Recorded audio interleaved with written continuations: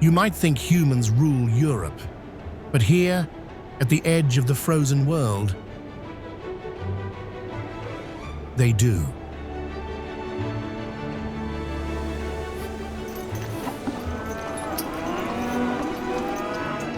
In Lapland, reindeer aren't just holiday decorations. They are the currency, the culture, and the law.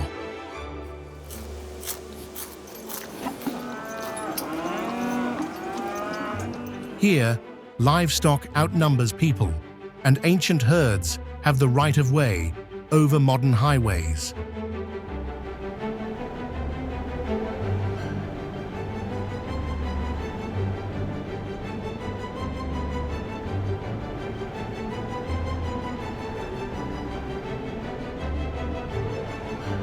Welcome to the only place on Earth where a 2-billion-year-old wilderness is managed not by fences, but by hooves.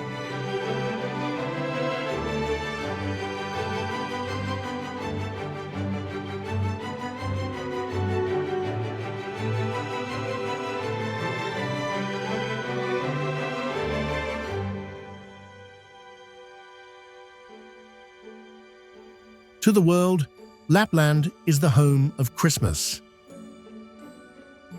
But that is just the cover story. Underneath the holiday marketing lies something far more unusual. A modern European society that has been forced to negotiate with nature instead of conquering it.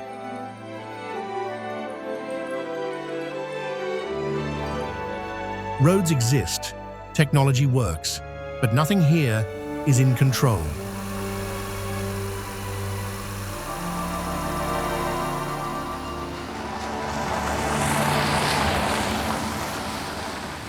The Arctic sets the rules. Sitting entirely inside the Arctic Circle, this land operates on a different clock. For 2 months, the sun refuses to rise. Yet, life does not stop. Schools stay open. Commutes continue.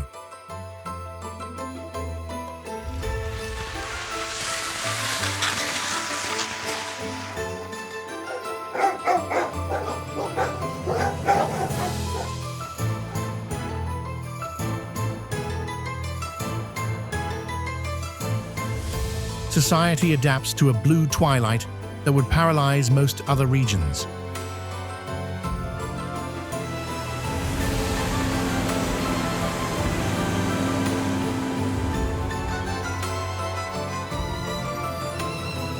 What truly defines Lapland isn't the cold, but the system built to survive it.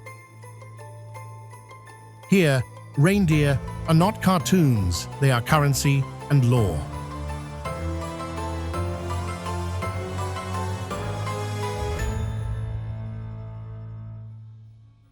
Indigenous Sami culture is not a museum exhibit, it is a living force woven into the land use.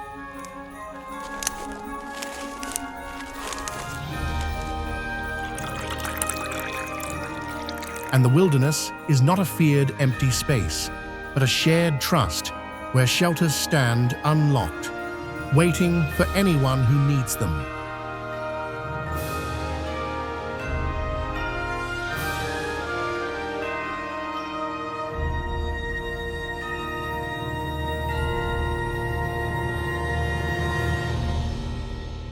This is not a destination built for spectacle. It is a survival system. A place where humans, animals, and the landscape are locked in a permanent negotiation. And once you see that, the Christmas story quietly steps aside.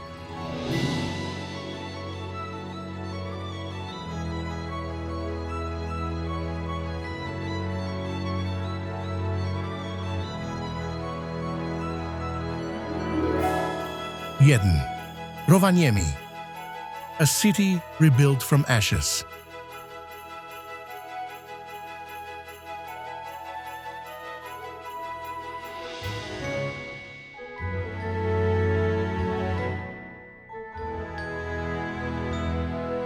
Rovaniemi does not feel like a city that grew naturally.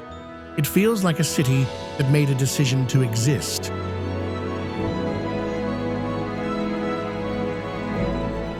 During the final months of the Second World War, almost everything here was destroyed.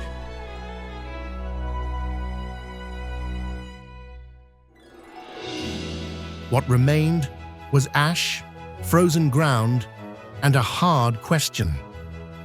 Do you rebuild a city this far north, in a place where winter dominates most of the year, or do you walk away and start somewhere easier? Rovaniemi chose the harder answer, and that choice still defines it. The city was rebuilt with survival in mind. Streets were planned wide to handle snow. Buildings were designed to work with extreme cold rather than fight it.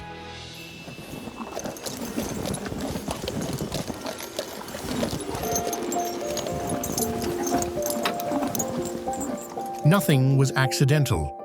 Even today, Rovaniemi carries the quiet confidence of a place that knows it has already been tested once and did not disappear.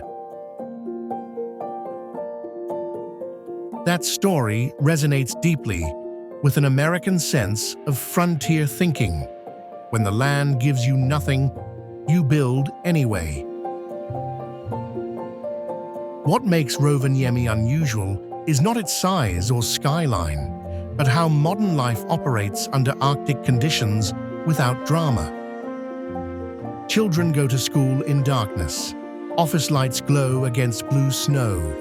Technology hums alongside forests that begin only minutes from downtown. This is not wilderness at the edge of civilization. It is civilization embedded inside wilderness. There is also a subtle tension here. Rovaniemi is both gateway and shield. It introduces outsiders to Lapland while protecting the deeper north from becoming overwhelmed. Tourism keeps the city alive, but daily life remains grounded. Locals are not performing Arctic life. They are simply living it. You can feel this most clearly in small moments. A bus stop surrounded by snowbanks taller than the shelter itself. Streetlights glowing through falling snow that seems endless, yet expected. No one stops to take photos. This is normal. The Arctic Circle is marked by a simple line, but its meaning goes far beyond what you see on the ground. In Rovaniemi, life exists entirely on the other side of that boundary. This is where the sun is no longer guaranteed to rise every day, where light becomes seasonal, and where time quietly changes its rhythm. For visitors, the line often feels playful. People step across it, take photos, then move on. For those who live here, it explains everything. Why winters last so long. Why cities are built the way they are. Why darkness is planned for, not feared.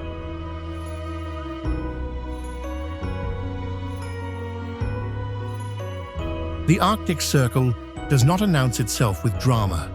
It works slowly. You feel its presence not in the moment you cross it, but in how your body reacts to the days that follow. By the time you realize something feels different, you are already living under its rules. Here, the line is not a destination.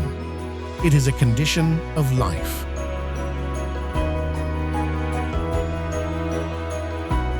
Santa Claus Village.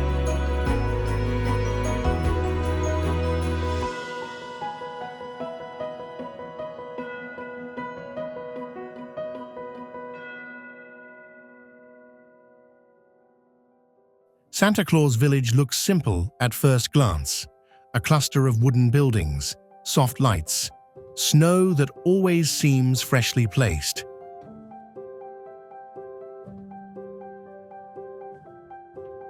But nothing here is accidental. This place is engineered with the same precision as any factory, except what it produces is not objects. It produces belief. The village operates every day of the year, long after December has passed, and most of the world has packed Christmas away. Letters continue to arrive from children and adults alike, written in dozens of languages.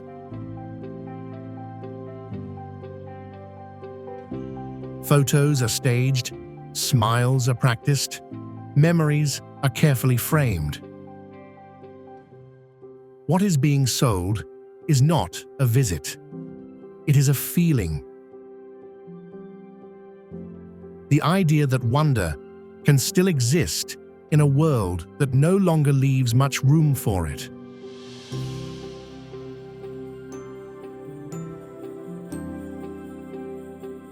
This is the dream economy at work.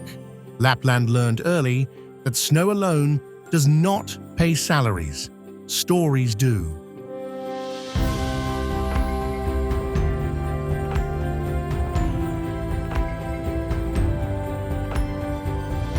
Here, myth has been turned into infrastructure. Jobs are created from imagination. Logistics are built around fantasy. Even belief follows a schedule. Yet the system only works because everyone involved understands the unspoken agreement.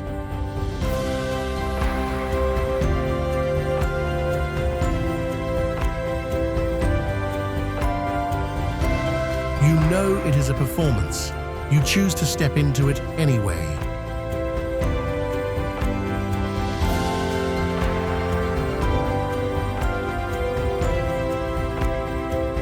That is where the quiet conflict lives. Santa Claus Village is marketed as a place for children. But it survives because of adults. Adults are the ones who travel thousands of miles. Adults are the ones who buy the photographs, mail the letters, and keep the illusion alive. Children believe because they are supposed to.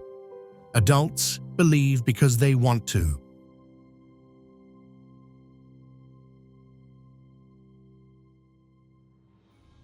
Watching closely, the village reveals something uncomfortable and honest.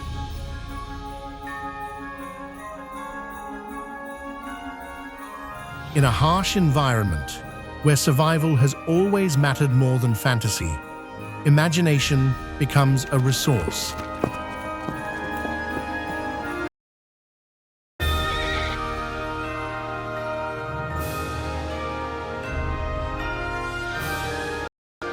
Not to escape reality, but to make it livable.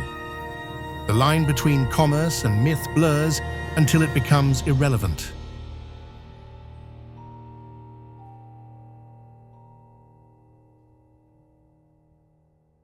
This place is not about Christmas.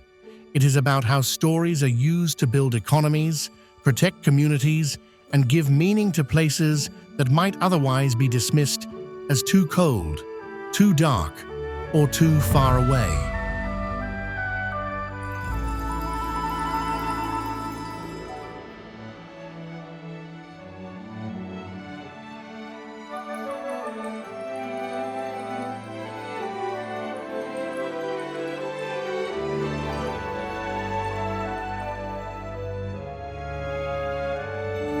Kemijoki River, frozen.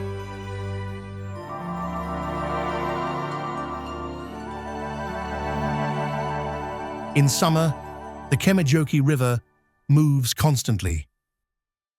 Water runs wide and dark, carrying boats, reflections, and sound. It divides space. You cross it only where bridges allow. The river decides the routes. In winter, That relationship flips. The surface tightens, then seals. Snow settles on top, flattening everything into a single pale stretch. The river no longer flows. It waits, and people begin to use it.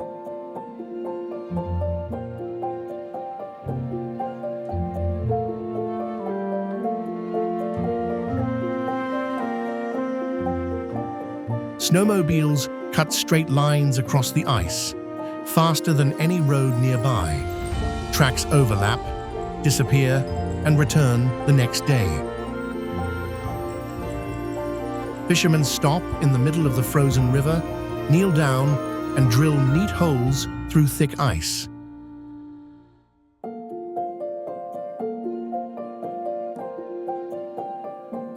Steam rises briefly, then fades.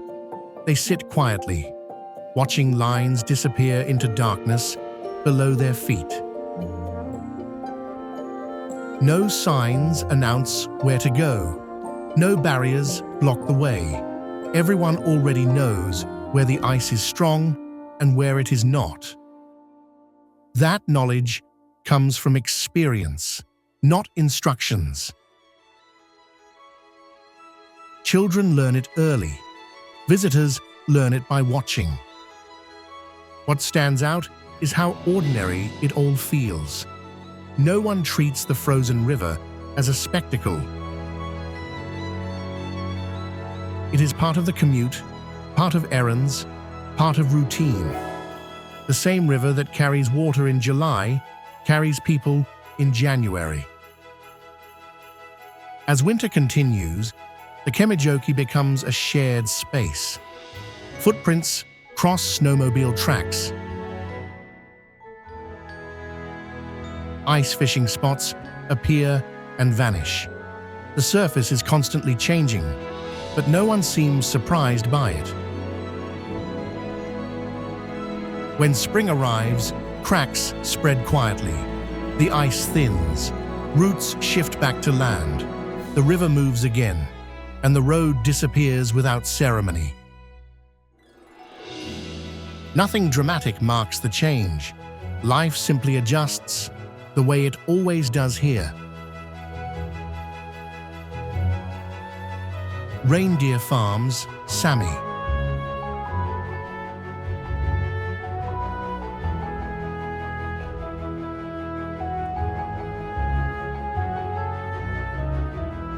At a reindeer farm in Lapland, the first thing that stands out is how little ceremony there is. No fences meant for show, no gentle introductions. Work begins early, often in low light, and it moves with purpose. Reindeer drift across open land in loose groups, not waiting for commands, not responding to affection. They are watched carefully, counted, read through movement and posture rather than sound. Here, reindeer are not mascots or symbols. They are resources. Meat fills freezers.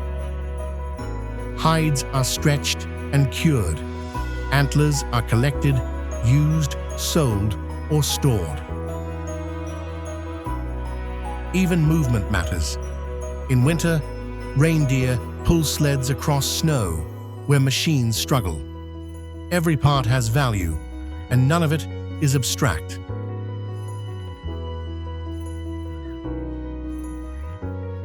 The labor is physical and precise. A Sami herder steps forward with a coiled lasso resting loosely in one hand. There is no rush, one clean throw. The rope lands around the antlers. The animal resists briefly, then steadies. This is not spectacle. It is muscle memory built over years. The work follows seasons, not schedules. Calving, marking, gathering, slaughter. Tourism hovers nearby. Visitors arrive hoping to touch a reindeer, to take a photo, to step into a story they already believe they know. Some farms adapt, controlled encounters, carefully framed moments. It brings money, but it also bends the rhythm of the work. Not every herder accepts that trade. The tension is visible without being spoken. A snowmobile waits next to a wooden sled. Traditional clothing hangs beside modern gear. When the day ends, there is no closing scene. The animals move off into the landscape. Tools are put away. Tomorrow follows the same pattern, shaped by weather, terrain, and necessity. At a reindeer farm, reality replaces romance quickly, and nothing about the work asks for admiration. It simply continues. Lampivara Amethyst Mine.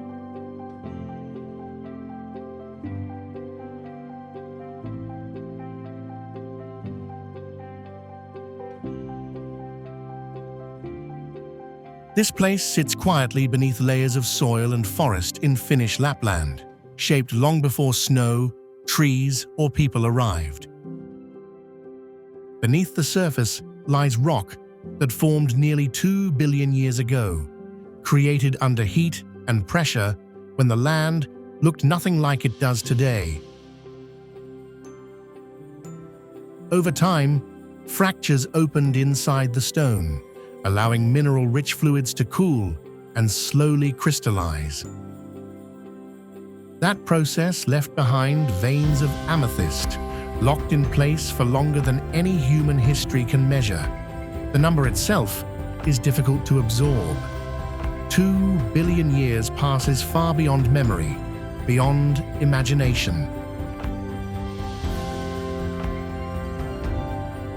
Only after understanding that scale does the work above it make sense.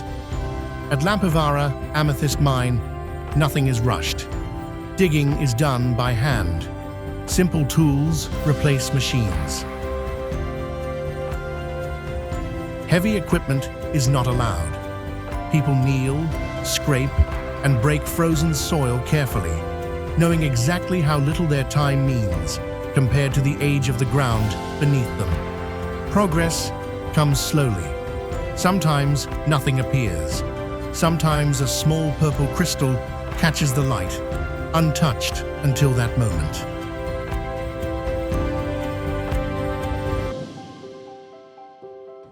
Urho Kekkonen National Park.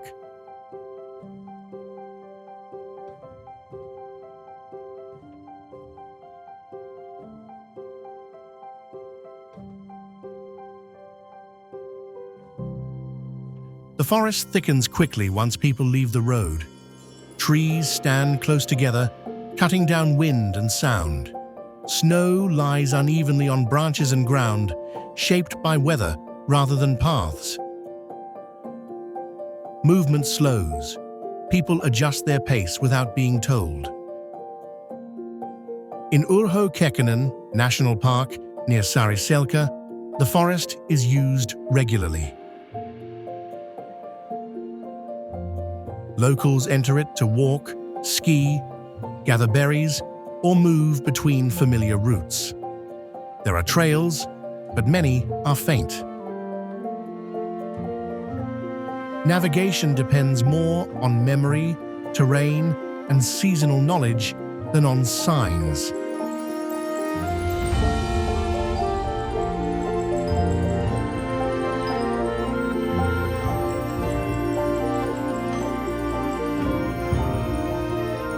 This way of using the forest is often referred to as mechi, a term that describes land that is known through repeated use rather than ownership.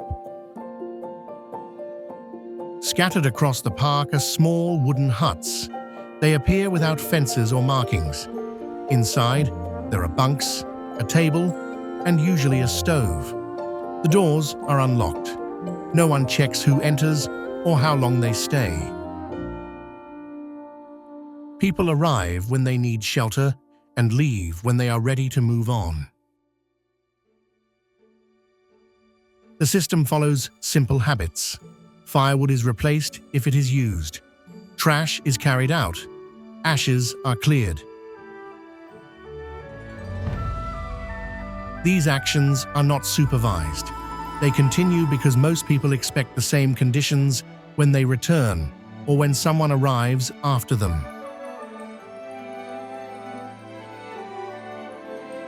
Visitors unfamiliar with the system often learn by watching. Locals move quietly, unpack efficiently, and leave the space ready for use. Nothing signals that this arrangement is unusual. In Urho Kekkonen National Park, the forest functions as shared space. People pass through it daily, season after season, using what is available and leaving little behind. The routines are ordinary, and that is what allows them to work.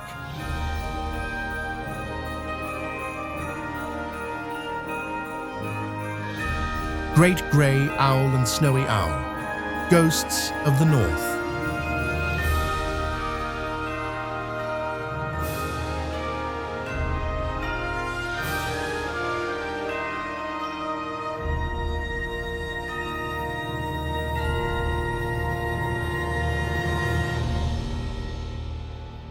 Movement in the Lapland forest often goes unnoticed. Snow absorbs sound. Trees block wind. What seems empty is usually not. Small animals move beneath the surface, leaving no visible trace.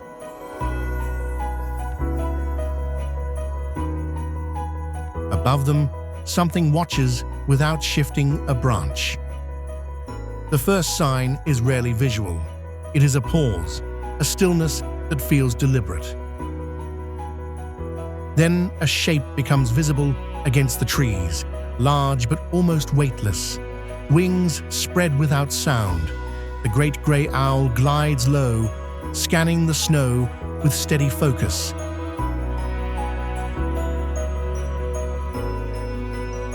It does not rush, it listens. When it drops, it does so once, decisively, breaking the surface with precision rather than force. Nearby, during certain seasons, a different presence appears. The snowy owl sits in open areas where light reflects off white ground. Its feathers blend so completely with the landscape that it looks unreal, as if placed there rather than born there. It waits for long stretches, unmoving, conserving energy until movement below gives it reason to act. Both species hunt without noise. No warning calls, no wasted motion. The forest does not react because it does not need to. In the forests of Lapland, these owls are not common sightings. They are encountered briefly, often by chance. A silhouette crossing a clearing. A shadow lifting from a tree. Then nothing again. The forest closes, and the space returns to stillness, as if nothing passed through it at all. Ptarmigan and black grouse.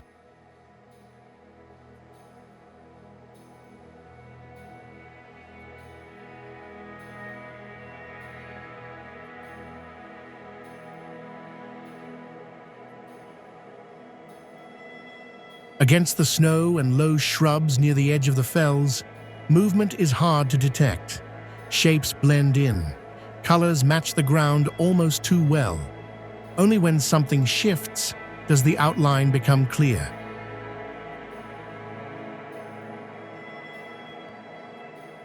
One of those shapes is the ptarmigan. As seasons change, its feathers change with them. In winter, the bird turns almost completely white, disappearing against snow and ice. When spring arrives, darker patterns return, breaking up its silhouette among rocks and tundra plants. The change is practical and constant, tied directly to survival rather than display. Not far away, a very different scene plays out. On open patches near the Tiger Edge, male black grouse gather early in the morning. They puff their chests, fan their tails, and stomp across the ground, producing low sounds that carry through the cold air. The movements are repetitive and deliberate. These two birds share the same landscape, but use it in opposite ways. One avoids attention by blending in. The other draws attention on purpose. The contrast is brief but striking, adding a sharp visual rhythm to a landscape that often appears still.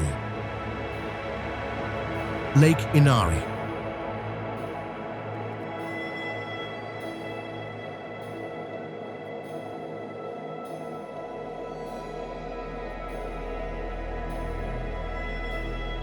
Lake Inari covers a large area of northern Finnish Lapland, shaped by glacial retreat and left fragmented into thousands of islands. Its size prevents dense settlement. Communities here form in small clusters along the shoreline, separated by forest and open water. Each group of houses exists independently, connected by necessity rather than proximity.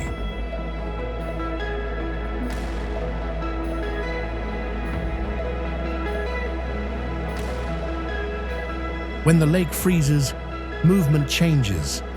Ice replaces water as the primary surface. Snowmobiles travel directly across areas that are inaccessible during warmer months. Routes shorten. Distance becomes more manageable, but only under specific conditions. Ice thickness is checked regularly. Weather determines timing. Travel follows experience, not habit. Fishing continues throughout winter. Supplies move across the frozen surface in measured loads. Wood, fuel, and food are transported carefully. Nothing is moved without purpose. Life around Lake Inari adjusts to seasonal access. Expansion remains limited. Settlements do not grow outward. When spring arrives and the ice breaks, these temporary routes disappear. Movement returns to the shoreline. Boats replace machines. Travel slows again. Inari village and cedar.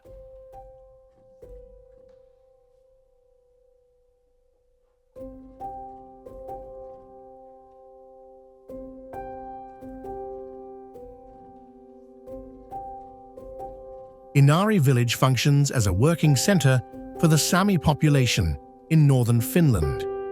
It is where schools operate, public services are accessed, and daily administration takes place.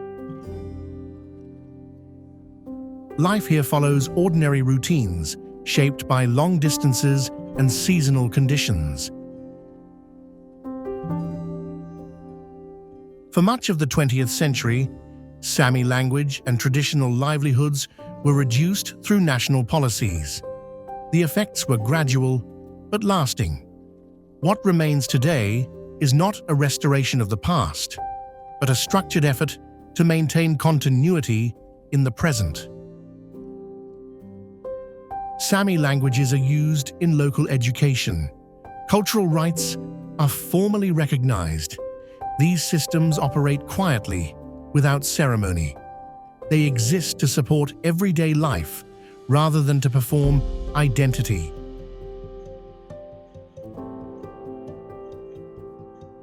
Sida, the Sami Museum and Cultural Center, documents this reality. Its focus is practical. Tools, clothing, and seasonal work are presented alongside modern adaptations. The emphasis stays on how the culture functions today. Inari represents persistence through structure. Identity here is maintained through daily use, not display. Teno River.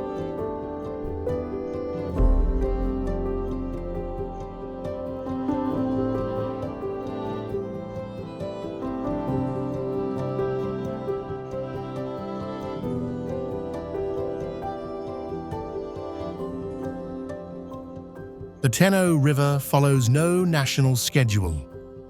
It flows along the boundary between Finland and Norway, marking a border on maps while ignoring it in practice. Water moves freely. Fish do the same.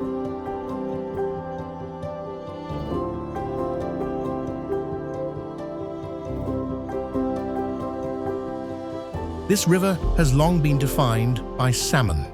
Each year, Atlantic salmon return from the sea and move upstream to spawn. Their arrival has shaped how people settled, worked, and organized seasonal life along both banks. Families on either side learned the same timing, the same currents, the same places where fish could be taken without waste. For generations, fishing here was local and regulated through custom rather than law. Knowledge passed within families. Nets were set carefully. Catches were limited by effort and need. The river connected communities that spoke different languages but shared the same dependence. That system no longer operates on its own. Salmon numbers have declined. Climate shifts affect water temperature and flow. Modern equipment increases efficiency beyond traditional limits. In response, regulations tightened.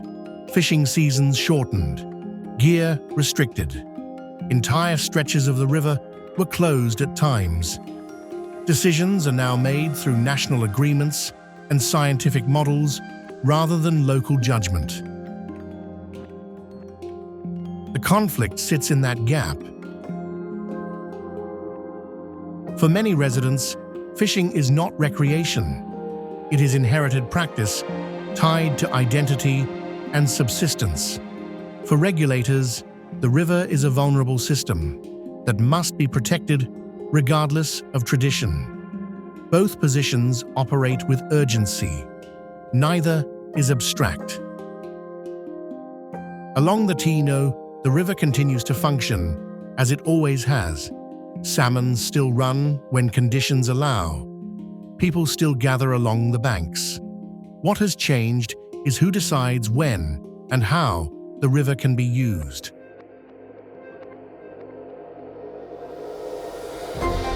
The Teno matters because it exposes a real tension. Conservation requires limits. Culture depends on access. The river holds both, without resolving the conflict for either side. Saana fell, a sacred backbone.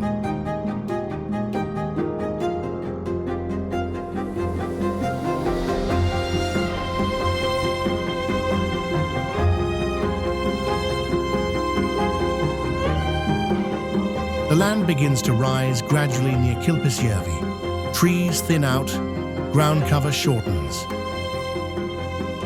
The horizon changes shape. What was once forest gives way to open rock and wind. Saana Fell stands apart from the surrounding terrain. Its form is distinct and immediately recognizable, rising above the lakes and low hills at Finland's northwestern edge.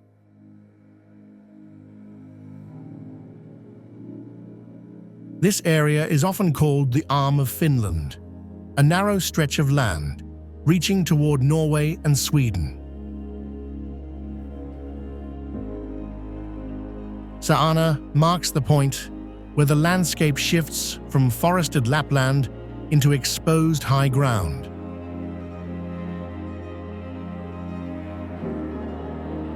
For the Sami, this fell has long been treated with caution. It was not climbed or used casually.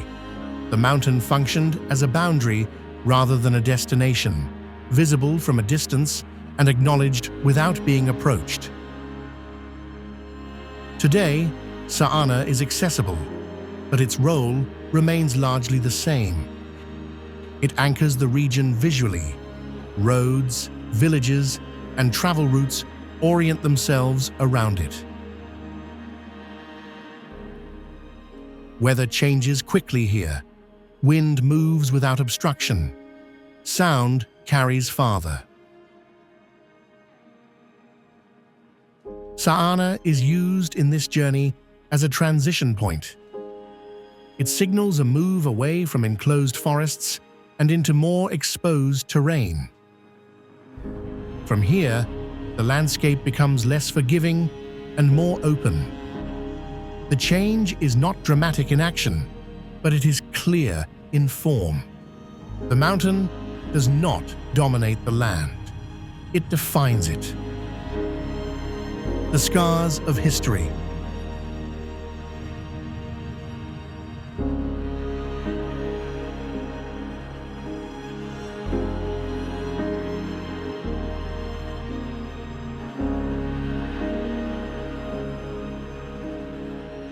At this remote northwestern point of Finland, the idea of nation feels almost out of place. This is the three-country cairn. It is the only location where a person can step across 3 time zones and 3 countries, Finland, Sweden, and Norway, in a matter of seconds. The border here is not a fence or a wall. It is a single block of yellow concrete placed carefully in open terrain. There are no guards, no barriers, no signs of control. The land continues uninterrupted around it. Wind, water, and wildlife move freely. The border exists only because people agreed that it should. That calm, however, does not tell the full story of this region. A short distance to the south, the landscape changes. The open lake gives way to hardened ground and carved earth. This is Jerema.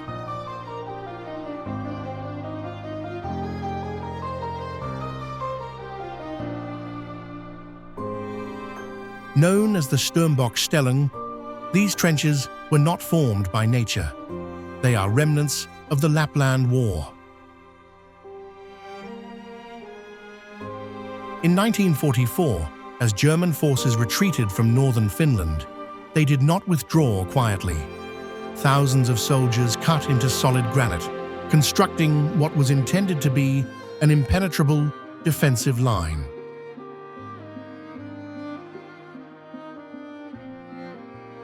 Steel and concrete were embedded into the Arctic ground, designed to stop Allied forces advancing from the north.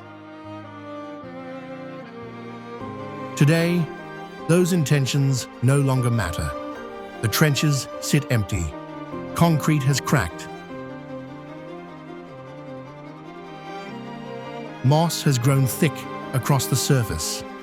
The bunkers that once protected soldiers from bombs and gunfire now provide shelter for foxes and wolverines during the winter months.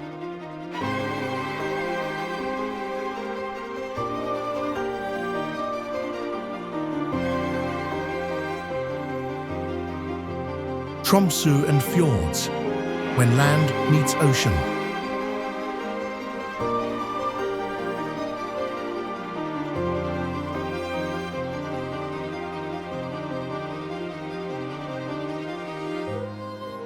The change is immediate. Trees stop shaping the horizon.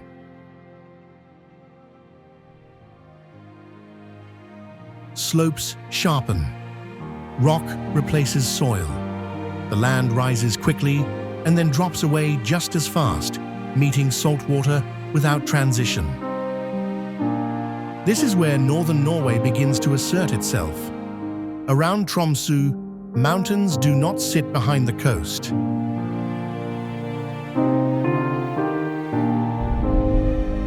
compress directly into it. Peaks descend straight into deep fjords, leaving little space for gradual edges.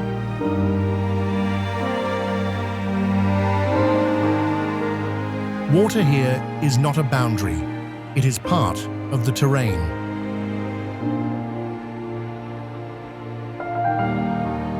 The fjords are carved by ice that moved slowly and left little behind.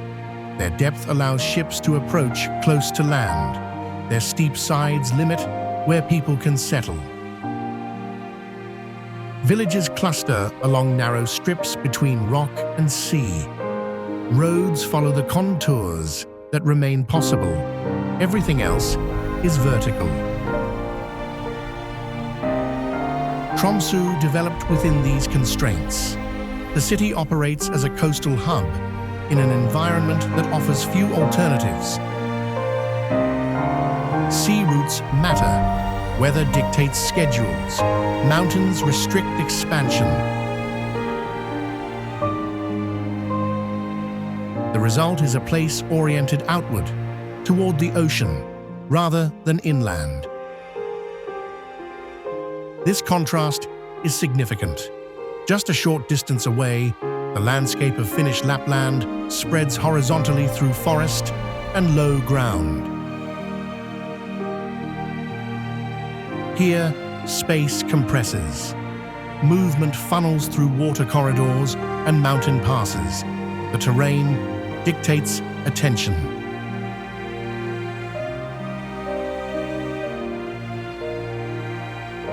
The fjords matter because they force adaptation.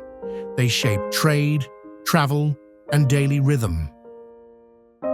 Land and ocean are not separate systems in this region. They operate together without buffer or margin. What emerges is not spectacle, but clarity. The geography leaves little room for excess. Everything that functions here does so within narrow limits set by rock, water, and depth.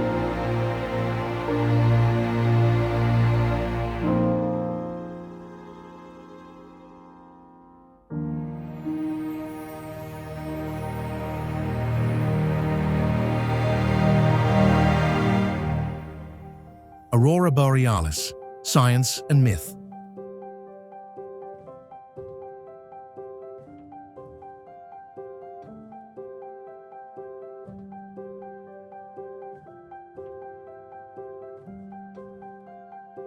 The lights appear without sound. Usually they start as a faint green band across the dark sky. Then they begin to move.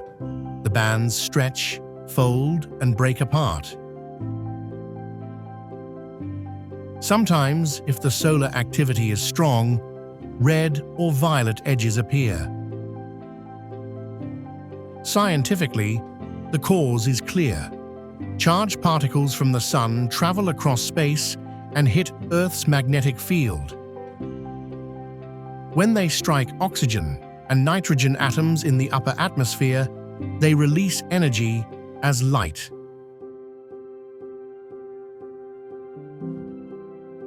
It is a physical reaction happening about 60 miles overhead.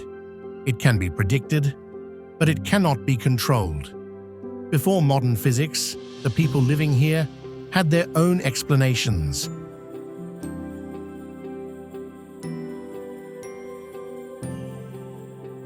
In Finnish tradition, the name is Revontulet, meaning foxfires.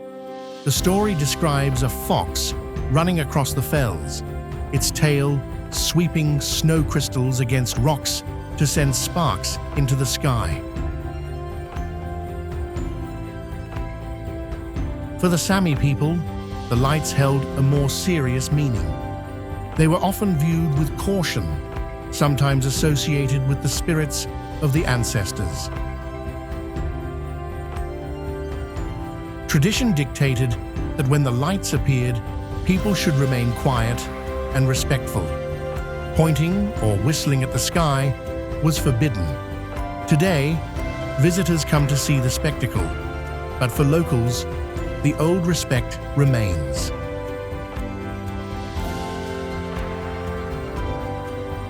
When the aurora is active, the scale of the landscape changes. The focus shifts entirely to the sky.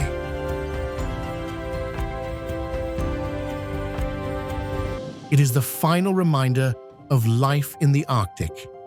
In a world of schedules and technology, this remains the one thing you cannot command.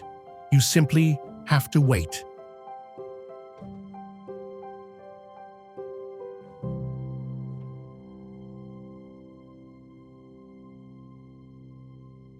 Lapland is not a fairy tale. It operates by conditions.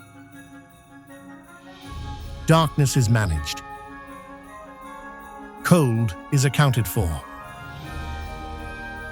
Life here persists through adjustment, not resistance.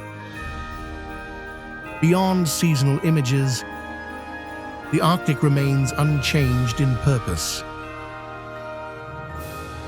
It does not perform. It continues, quiet, steady, on its own terms.